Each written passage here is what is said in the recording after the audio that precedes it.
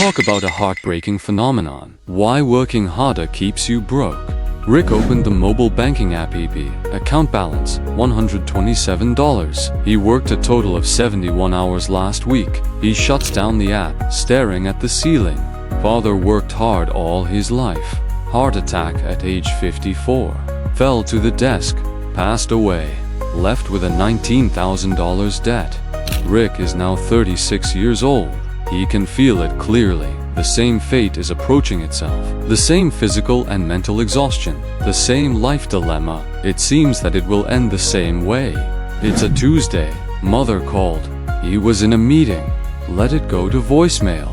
Then his mother sent a text message. Just wanted to hear your voice. Honey, Mom misses you. Rick stared at those words for 5 minutes. He was grinding 70-hour weeks to make something of himself, so he could take care of her someday. But what if someday never came? That thought gutted him. That night at AM, Rick couldn't sleep. He was scrolling aimlessly, phone in hand, mind racing. And then an Amazon recommendation appeared. A book he'd never seen before.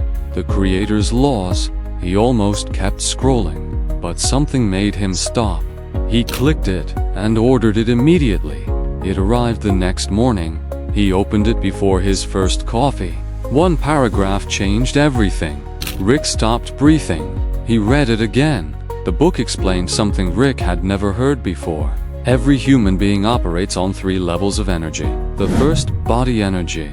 This is what Rick had been using his whole life. Physical effort, long hours, exhaustion. It's what his dad used too. And there's a ceiling to how much body energy can earn you, because there are only 24 hours in a day. This is why no matter how hard Rick worked, he could never break through. He was running on a fuel source with a fixed limit. The second, spirit energy. Knowledge, skills, information. This is why doctors earn more than delivery drivers, why lawyers earn more than factory workers, why traders earn more than librarians. Not because they work harder physically, but because they expanded their knowledge energy, their spirit energy. So Rick started there. Months 1 to 4, he stopped working overtime and used the time to learn data analysis. He joined a professional meetup and met 2 people who sent him freelance work.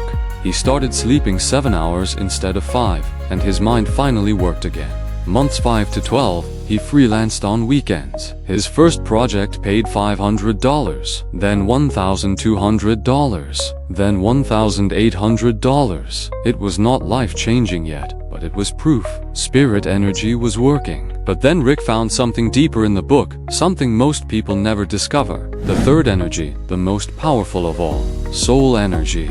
Not body, not mind, soul. The book explained it like this. If a man makes bread for himself, he bakes 1 loaf. If he makes bread for his family, he bakes 4 or 5. But if he makes bread for his entire city, he becomes the owner of a bakery or a bread factory. The size of your income is determined by the size of the people you serve. Rick had been making bread for himself.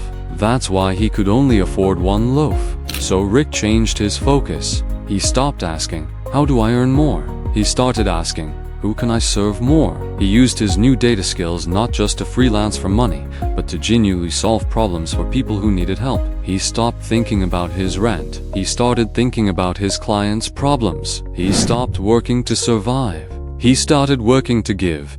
And something shifted. Months 13 to 18, a contact from his meetup offered him a full-time contract. $16,000 more per year.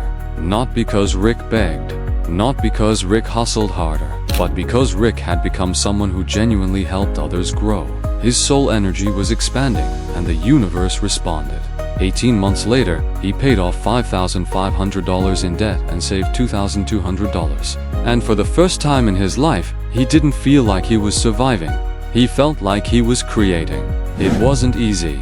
In month 7, Rick almost quit. Freelancing felt slow, and he wondered if he was delusional. Co-workers mocked him and told him to just work more. His old boss guilt-tripped him when he turned down overtime. But Rick kept going, because the alternative was his father's life, and he refused. A year and a half in, Rick's mom had a minor surgery. She needed help for a few days.